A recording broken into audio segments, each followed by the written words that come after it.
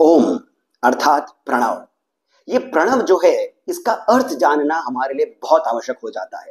इसका कारण ये है कि जब तक हम ओम को समझ नहीं पाएंगे, प्रणव को समझ नहीं पाएंगे, तब तक हम भीतर नहीं उतर सकते हैं किसी भी मंत्र के। हम तब तक स्वयं के भीतर नहीं उतर सकते हैं। मंत्र का, मंत्र जाप का, मंत्र उच्चारण का एकमात्र जो रहस्य है और यही इसका कारण भी है, वो आपकी एकाग्रता है कि आप स्वयं को इतना स्थिर कर ले कि आप इस ओम के भीतर पहुंच पाए, स्वयं को देख पाए, जान पाए, वो जो परब्रह्म है उस तक आप पहुंचे केवल। और ऐसा हम सभी करते हैं। जब हम मंत्र पढ़ते हैं तब हम केवल एक संख्या तक पहुंचने की चेष्टा करते हैं। यदि आपने 11 मालाएं, 21 मालाएं करने का प्रण लिया है, संकल्प लिया है, तब हम अक्सर ये करते हैं कि हम अपनी इस उत्सुकता से, हम इस जोश से कि मुझे इतना करना है, हम केवल मंत्रों का जाप करते हैं। परंतु आवश्यक ये है कि आप संख्या को छोड़कर यदि एक बार भी जो उच्चारण कर रहे हैं उसमें डूब जाते हैं, तब आपका वो एक जो आपने उच्चारण किया है वो एक संपूर्ण माला से भी अधिक हो जाता है। ऐसा मैं नहीं कह रहा हूं, ऐसे सभी तंत्र के शास्त्र कहते हैं। और इसी कारण यहीं पर ही उच्चारण काल, उच्चारण अवधि जो है ये भी जानना आवश्यक है। अब हम थोड़ा सा और गहराई में चलते हैं ओम को समझने।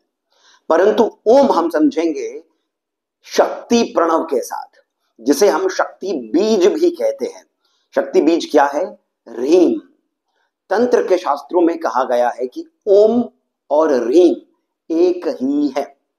तो हम यहां पर रीम से ओम को समझेंगे और रीम क्या है इसको भी हम और अधिक बारीकी से समझेंगे।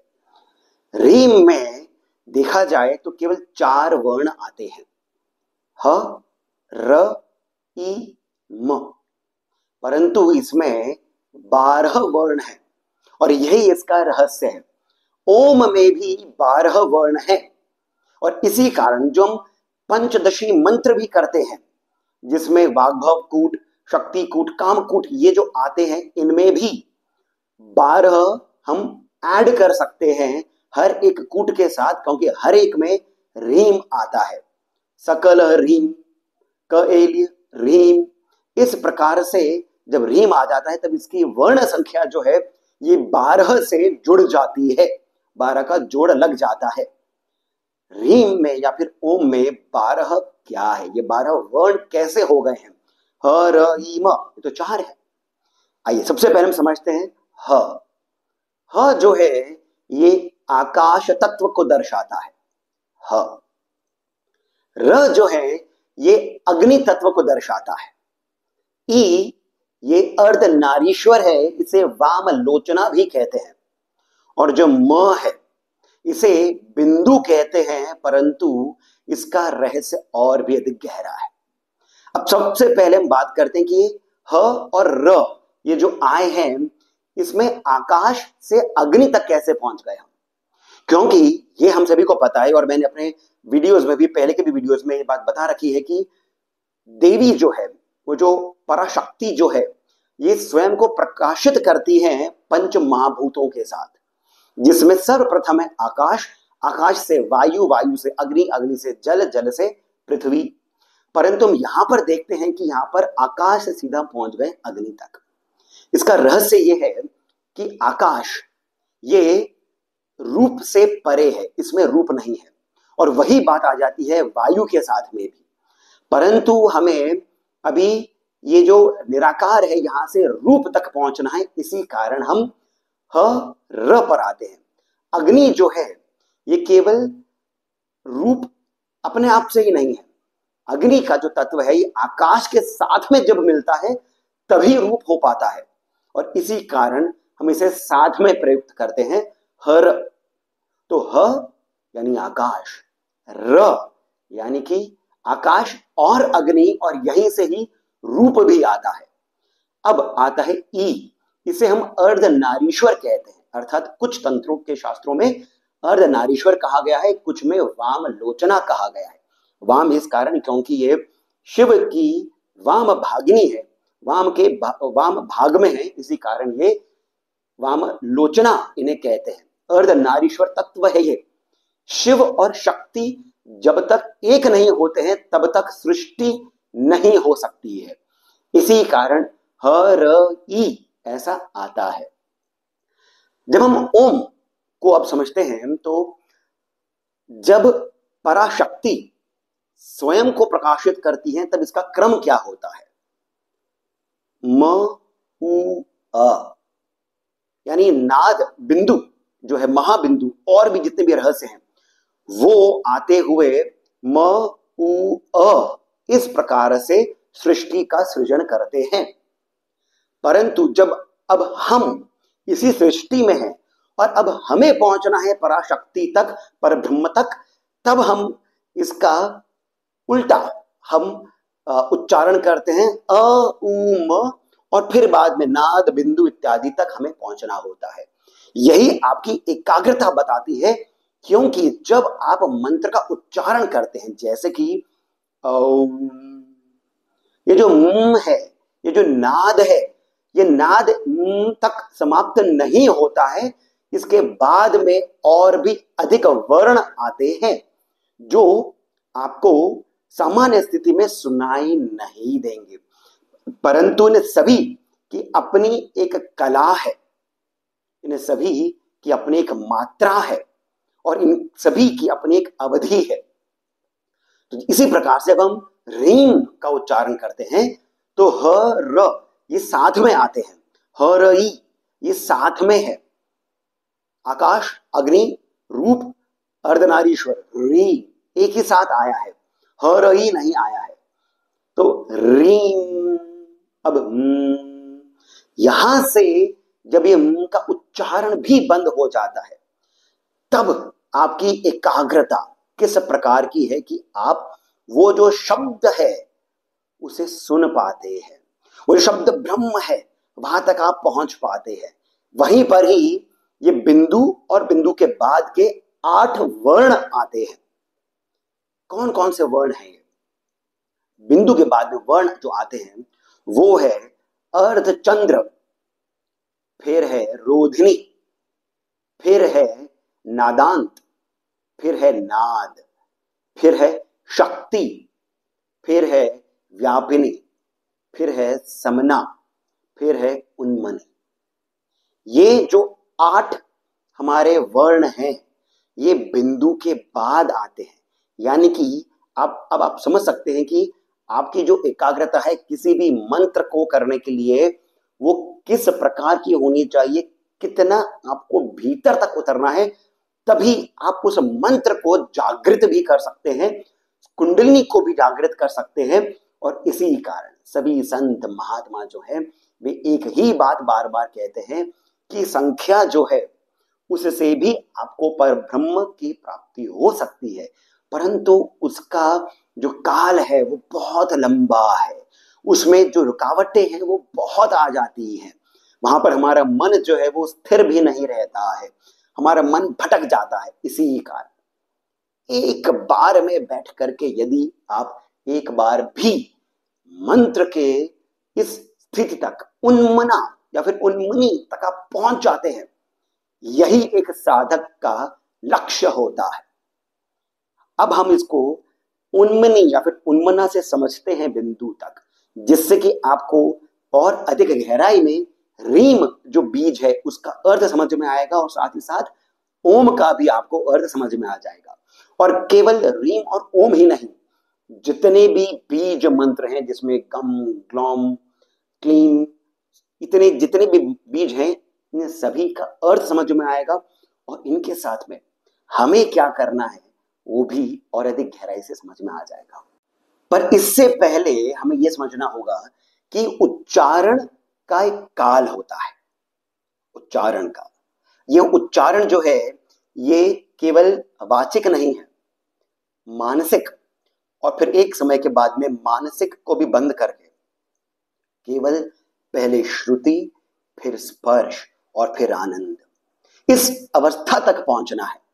श्रुति तो पहले तो आप शब्द का उच्चारण कर रहे हैं, शब्द को सुन रहे हैं, सुनते सुनते फिर आपकी एकाग्रता बन गई है। फिर आप उस अवस्था तक पहुंचते हैं जहां पर आप शब्दातीत होकर के शब्द ब्रह्म का जो नाद है वो सुन पा रहे हैं। उसके बाद में की एक अवस्था आती है जहां पर आप अनाहत नाद सुन रहे हैं। अनाहत नाद को सुनते सुनते एक और अवस्था आती है जब आप स्पर्श का अनुभव कर सकते हैं। समझ रहे हैं आप एकाग्रता कितनी अधिक है। उसके बाद में जब आप स्पर्श, अनाहत नाद, इसके बाद में आप पहुंचते हैं आनंद की स्थिति में। अब हम समझते हैं ये उन्मनी क्या है। उन्मनी ही वो स्थिति है जो आनंदमय स्थिति है। यहां पर उच्चारण नहीं होता है, उच्चारण भी है परंतु उससे भी परे है। अब यहां पर मैं पुनः आपको लेकर चलता हूं कि उच्चारण क्या है। तंत्र में एक काल की अवधि बताई गई है जिसे कहा जाता है लव।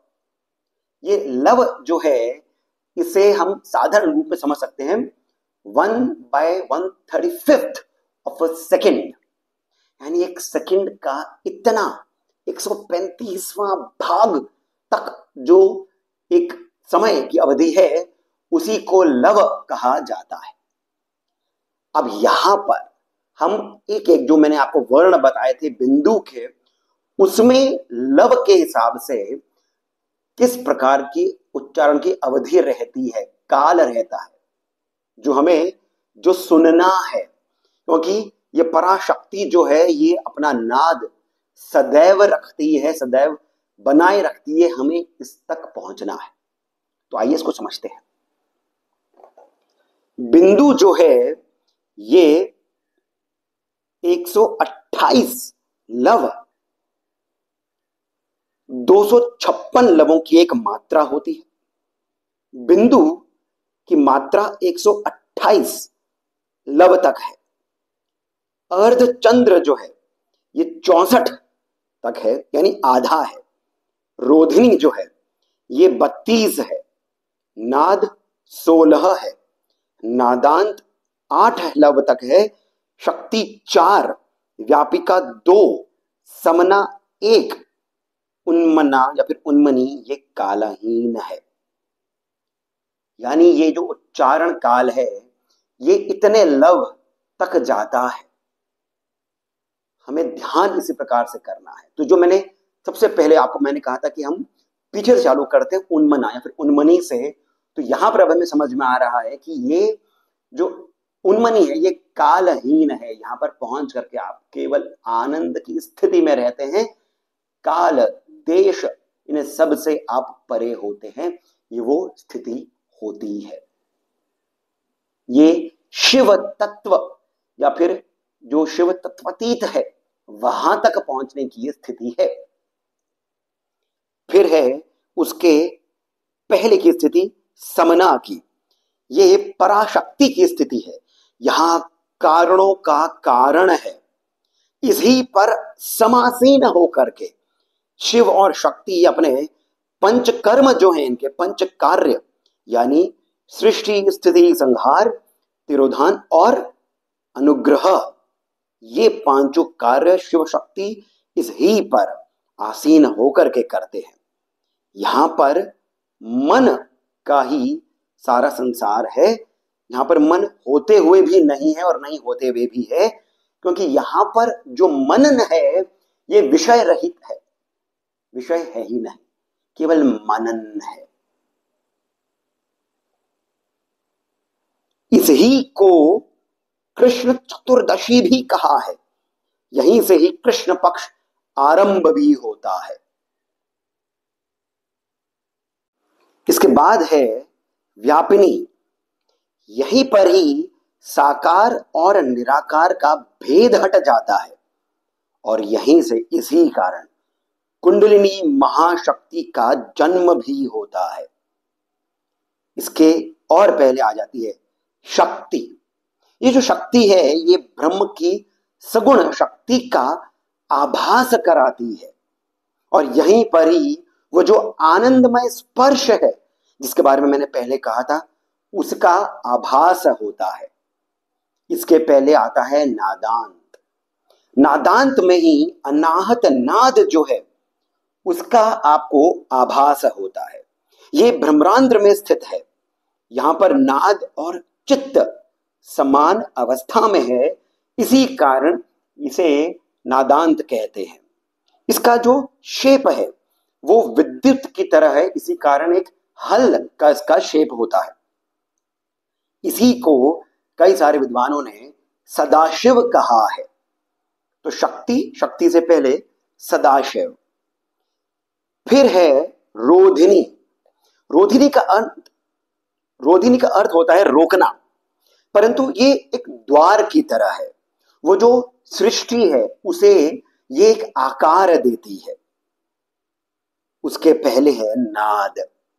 नाद जो है यहीं से वो जो विशुद्ध चित्त उसका आभास आपको शब्द के माध्यम से होता है। श्रुति गोचर जिसे कहते हैं वो आपको सुनाई देता है। और फिर उसके पहले है बिंदु।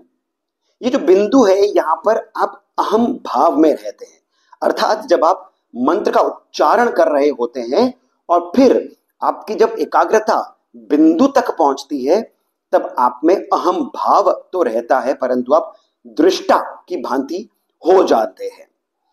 इस बिंदु से ही हमें महाबिंदु तक पहुंचना होता है। अर्धचंद्र जो आता है ये शिव का भाव है। अर्धचंद्र जो है इसको कई जगहों पर महाबिंदु भी कहा गया है और इसी के अंतर्गत ये रोधिनी, नाद, नादांत, शक्ति, व्यापिका, समना, उन्मना ये सभी आते हैं। और इसी कारण हमारे लिए बहुत जानना आवश्यक है कि ये जो 9 कलाएं हैं इनको ही नाद कहते हैं। 9 कलाओं को नाद कहा जाता है। उन्मनी जो है ये चिदाकाश युक्त रूप है। चिदाकाश युक्त रूप। नादांत से उन्मनी तुर्यातीत अवस्था है। अर्धचंद्र से नाद की अवस्था तुर्य अवस्था है। हम अभी तक ये बात समझ गए हैं कि जो रीम है उसमें आकाश, अग्नि, अर्धनारीश्वर, बिंदु। बिंदु जहां पर हम पहुंचते हैं ये आज्ञा चक्र में आता है। आज्ञा चक्र पे हम जब ध्यान केंद्रित करते हैं तो फिर हमारी यात्रा जो है ये आरंभ होती है। हमारी एकाग्रता जो है ये ऐसी यात्रा पर चलती है जो हमें उन्मनी तक लेकर के जाती है, जहां पर हम शिव भाव तक पहुंच सकते हैं।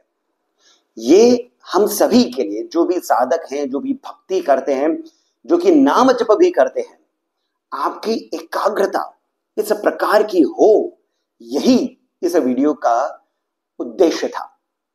थोड़ी सी बातें इसके अंदर ऐसी हैं जो कि हमें कदाचित बार बार सुननी पड़ेंगी, थोड़ा सा और ध्यान से सुनना पड़ेगा।